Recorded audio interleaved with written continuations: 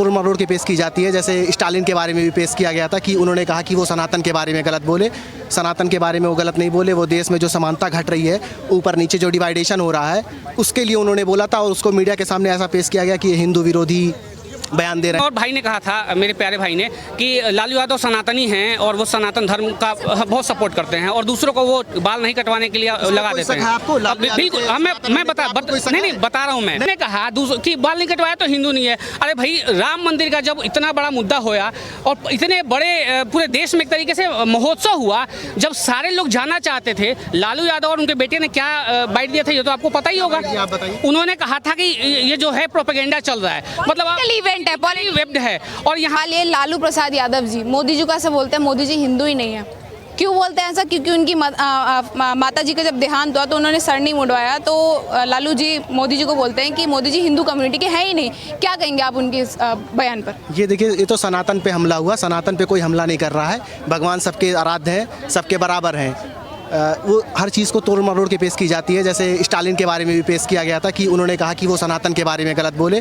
सनातन के बारे में वो गलत नहीं बोले, वो देश में जो समानता घट रही है, ऊपर नीचे जो डिवाइडेशन हो रहा है, उसके लिए उन्होंने बोला था और उसको मीडिया के सामने ऐसा पेश किया गया कि ये हिंदू विरोधी बयान दे रहे हैं स्टालिन, ये कहना चाह रहे हैं। बाकी कोई हिंदू विरोधी बयान क्यों देगा? लालू यादव खुद भी एक हिंदूवादी नेता है, ऐसा नहीं है। पर सर से एक सवाल पूछिए कि डेवलपमेंट के बारे में बता रहे थे और बिहार की इंडस्ट्री के बारे में बता रहे थे। हेमंता बिस्वा शर्मा के बारे में क्या कहना चाहते हैं? असम के मुख्यमंत्री हैं 2 बार के। वाटर घोटाला में उनका नाम है। इससे पहले सरकार के खिलाफ जब वो रहते थे तो बहुत ज़्यादा चिल्लाती थी सरकार। इस समय वो क्या कहना चाहते हैं सर इसके बारे में? जी, पहली बात तो कि हेमंता बिस्वा शर्मा 2 बार नहीं, 1 बार मुख्यमंत्री रहे हैं वहाँ पे असम में, और इससे पहले सर्बानंद सोनोवाल थे। इस समय हेमंता बिस्वा शर्मा, हाँ, हेमंत बिस्वा, बात हो रही है, अभी की बात है। हाँ, ठीक है। दूसरा, 2 टर्म नहीं, 1 टर्म था। दूसरा ये है कि अगर वाटर घोटाला हुआ है वहाँ पे तो उसके लिए जो संस्थाएं बनी हैं उसके जांच के लिए वो करेंगे ही करेंगी। जैसे कि लालू यादव पे चारा घोटाला हुआ था, लालू यादव ने किया था तो उसका जांच हुआ और जो भी कल्प्रिट था उसको सजा मिली। ऐसे उसको मिलेगा ही जो भी होगा कल्प्रिट। मोदी जी, मैं एक बात बता दूं आपको, मोदी जी कभी भी किसी को कि वो हमारी पार्टी का हमारा है इसलिए नहीं, वो सबका वो चलेगा। नहीं, दूसरी एक बात और मैं बताना चाहूंगा। इन्होंने कहा कि स्टालिन ने कहा था कि वो हिंदू विरोधी नहीं है। अगर हिंदू विरोधी वो नहीं था तो धर्म, सनातन धर्म को डेंगू मलेरिया बता रहा है, इससे बड़ा क्या हो सकता है? जानते कि आपने पूरा बयान सुना उनका? डेंगू मलेरिया के कहने का क्या मतलब था? उन्होंने सनातन के ऊपर थोड़ी ना बयान दिया। ये बताइए, भगवान हमको पैदा किया ना कि हम भगवान को पैदा किए हैं?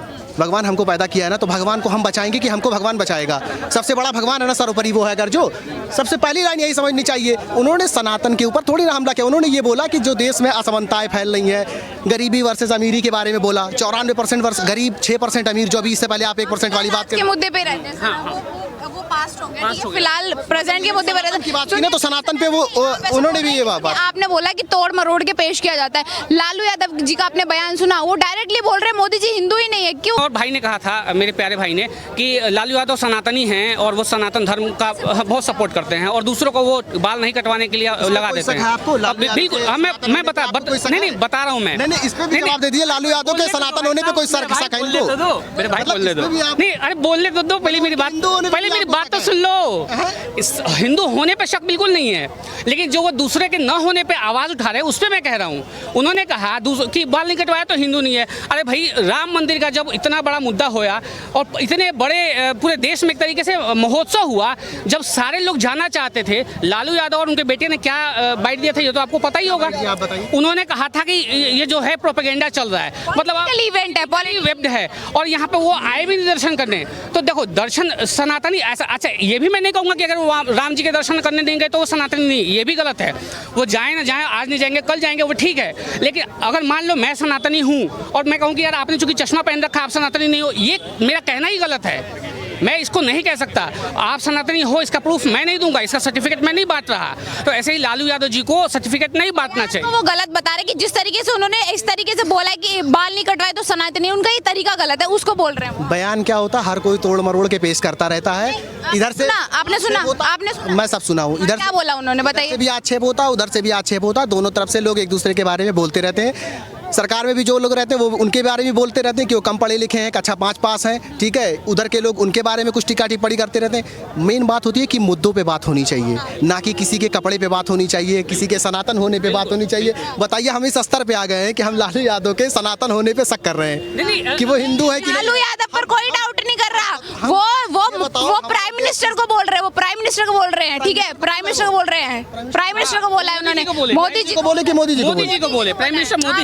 क्या बोलेंगे सर? अब लालू प्रसाद यादव जी, रुकिए आप क्या मुद्दा क्या है? लालू प्रसाद यादव जी मोदी जी को बोलते हैं कि उनकी माता जी का जब देहांत हुआ तो उन्होंने मुंडन नहीं करवाया, इट मींस वो हिंदू नहीं है। क्या कहेंगे इस पर? ऐसे बोलने से थोड़ी कोई बदल जाएगा। मोदी जी कट्टर हिंदू है, वो तो स्टार्टिंग से हिंदू है, वो भी पिछड़े वर्ग के, वही तो सबको पता, वो भी पिछड़े वर्ग के तो सबको पता है। इसमें यानी कि कोई इफ एंड बट वाली बात ही नहीं है कि अगर उन्होंने बाल नहीं कटवाए तो फिर यानी कि वो हिंदू नहीं है। ऐसे तो कहीं नहीं कटवाते, कईयों के घरों के अंदर चाचा ताऊ वगैरह ऐसे निकल जाते हैं और उस पर बंदे बाल नहीं कटवाते। कुछ शहर में रह रहे, कुछ गाँव में रह रहे, तो उसको तुम हिंदू कहने से मना कर देंगे? ऐसा कुछ नहीं, गलत है ये बात।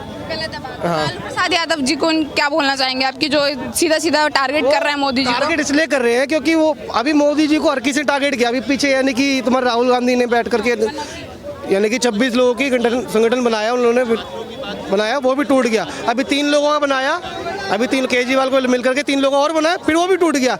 भारत जोड़ो न्याय यात्रा उन्होंने करी, वो भी उन्होंने खत्म कर दी, रद्द कर दी। तो ये इनका तो कोई पूरा काम हो ही नहीं रहा। जो बंदा पूरा काम कर नहीं रहा उसकी बातों को क्या ही बल होगा? वो यानी कि वो तो विपक्ष है, विपक्ष तो विपक्ष के लिए कुछ भी बोल सकता है। अब इसका मतलब ये थोड़ी जनता आके मूंद करके भरोसा कर लेगी उस पर। उसने बोला माता जी का देहांत हो गया, उन्होंने बाल नहीं रहे। ये विपक्ष वाले इतने गिर गए हैं, दूसरे के परिवार से उन्हें क्या लेना देना कि मुंडन कराएं ना कराएं, है कुछ भी। अब दूसरे के घर में अगर मौत हो जाए उसका तर्क किसी राजनीति से क्या लेना देना? लालू का इस राजनीति से, इसके घर के अंदर अगर कोई मर गया है, मेरे घर में मान लो मेरे घर में कोई मर गया, उसका तर्क आप मेरे घर में क्यों बोलेंगे? मेरे घर में कैसा करना है, क्या करना है? ये इतने गिर गए विपक्ष वाले, अब मोदी का मुकाबला नहीं कर सकते ये, क्योंकि अब इनके पास दूसरे कोई मुद्दा ही नहीं है। अब दूसरे मुद्दे लाए जा रहे। ये इतने गिर गए हैं, उनके घर के अंदर माता जी की मौत हो गई, अब वो कह रहे हैं कि उन्होंने मुंडन नहीं कराया। ये कहाँ का तर्क है? ये हिंदू और उसका वो नहीं है, बिल्कुल ये नहीं है लॉजिक। ये लॉजिक बिल्कुल गलत है। उसके परिवार में कैसे करना है, क्या करना है, ये लॉजिक नहीं है। ये राजनीति की कोई भाषा नहीं है, ये गिरे हुए इंसान की भाषा है। ये जो भाषा बोली है ना, गिरे हुए इंसान की। ये लालू बहुत गिरा हुआ इंसान है जो ये तर्क दिया है ना कि माता जी मर गई थी, मुंडन नहीं किया। ये बहुत गलत है। ये एक बात बताओ, अगर बिहार के लालू प्रसाद यादव जी मोदी जी को बोल रहे हैं मोदी जी हिंदू ही नहीं है, क्योंकि जब उनकी माता जी का देहांत हुआ उन्होंने बाल नहीं कटवाए, मतलब मुंडन करवाते वो नहीं करवाए, तो मतलब वो हिंदू नहीं हुए। क्या कहेंगे इस पर? लालू यादव जी की बातों को वैसे सीरियस लेना भी नहीं चाहिए। नहीं, उनकी बातों को वैसे भी उनकी एज ऐसी हो गई है, लेकिन वो शुरू से ही ऐसे रहे, उनकी बातों को सीरियस लेना नहीं चाहिए। अगर वो ऐसा नहीं है कि उन्होंने बाल नहीं कटवाए तो वो हिंदू नहीं है। अब कोई ऐसा हिंदू भी है जो कपड़ों के ऊपर से जनेऊ पहन लेता है, तो ऐसा कोई हिंदू थोड़ी होता है। तो कोई किसी को सर्टिफिकेट नहीं बांट सकता कि वो चूंकि उसने दाढ़ी रखी है तो वो हिंदू नहीं है, उसने बाल नहीं कटाया तो वो हिंदू नहीं है। हिंदू अपने कपड़ों से या अपने बाल से नहीं होता, सोच से होता है, उस अपने रिचुअल्स को फॉलो करने से होता है, अपने परमेश्वर को मानने से होता है। क्यों लालू प्रसाद यादव जी किस लिए जो ऐसी बातें कर रहे हैं, मतलब क्या चाहते हैं वो? एक्चुअली वो अटेंशन सीकर हैं। वो शुरू से ही वो चाहते हैं कि मैं कुछ ऐसा जुमला बोल जाऊं, कुछ ऐसा चुटकुला बोल जाऊं या कुछ ऐसी बात बोल जाऊं कि 10-20 लोग यहाँ जो खड़े हैं वो लालू यादव जिंदाबाद, लालू यादव जिंदाबाद करते रहे।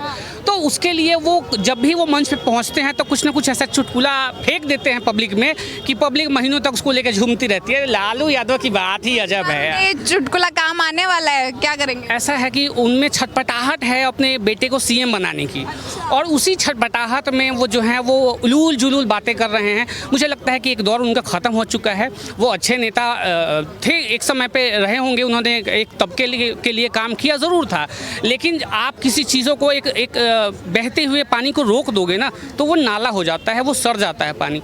तो इनके दिमाग में बस एक चीज़ चल रहा है कि कैसे अपने बेटे को सीएम बना दें। और जहाँ तक मुझे लगता है कि वो जैसे एक तिनका होता है ना, वो इस 400 पार वाले अभियान में तिनका बराबर भी काम नहीं कर पाएंगे उसको तोड़ने के लिए।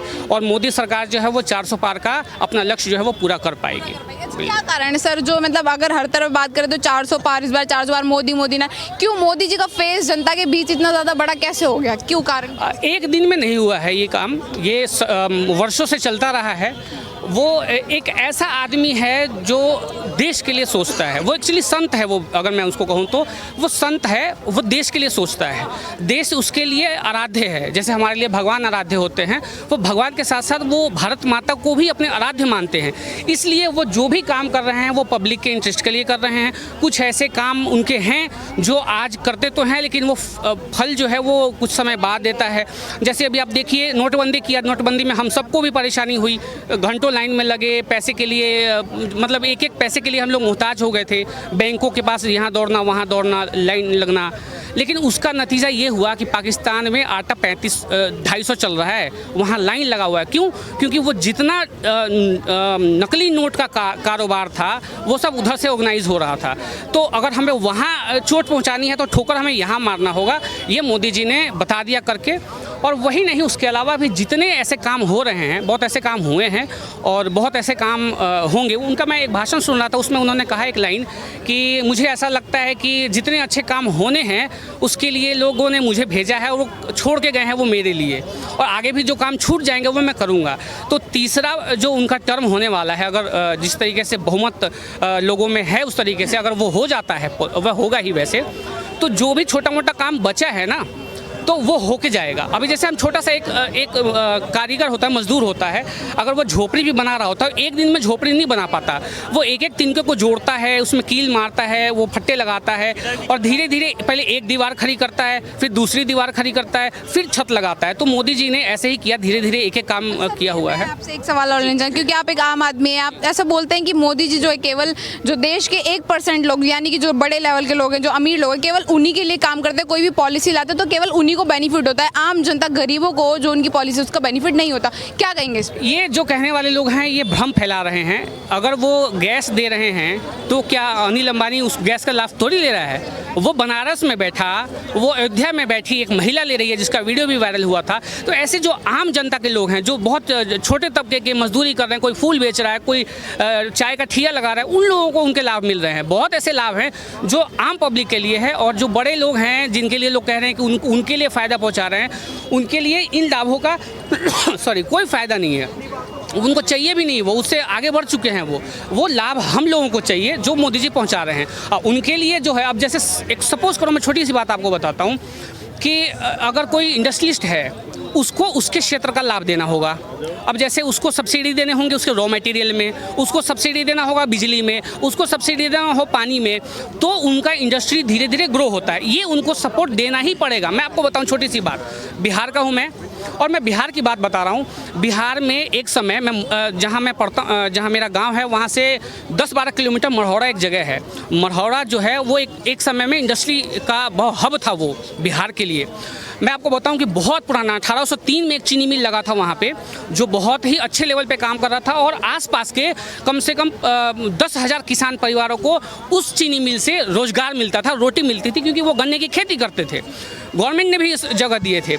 ऐसे बहुत से, वहीं पे मढ़ौरा में ही मॉर्टन मिल था। मॉर्टन एक टॉफ़ी आती थी पहले, बहुत ही स्वादिष्ट टॉफ़ी होती थी। जिन लोगों ने हम लोग ऐसी लास्ट पीढ़ी हैं जिन्होंने वो टॉफ़ी चखा है, बहुत ही टेस्टी होती थी। ऐसी 3-4 फैक्ट्रियाँ और भी थी वहाँ पे। अब क्या हुआ, ऐसा एक मैं मढ़ौरा का एग्जांपल दे रहा हूँ, आप बिहार के कॉन्टेक्स्ट में समझिएगा। अब क्या हुआ कि उसमें जो फैक्ट्रियां हैं वो दिन ब दिन लचर होती गई, बिजली का कनेक्शन कम मिल रहा है उनको जल आपूर्ति कम हो रही है, उनको जो रॉ मटेरियल की उपलब्धता होनी चाहिए वो कम हो रही है। तो धीरे धीरे वो डवाडोल होने लगे। अब डवाडोल होने लगे, उनको कोई बैकअप गवर्नमेंट से नहीं मिला। प्लस आपको एक छोटी सी बात और बताऊँ, हर जगह की बात है, छोटे मोटे गुंडे भी होते हैं जो हफ्ता वसूली टाइप का, तो कुछ ऐसी चीज़ें भी हैं। और जो माओवाद जो धीरे धीरे वो हुआ, माओवाद भी वहाँ पर इफेक्ट किया। तो इस वजह से क्या है कि वो धीरे धीरे फैक्ट्री वाले जो इंडस्ट्रियलिस्ट थे उनको परेशानी होने लगी।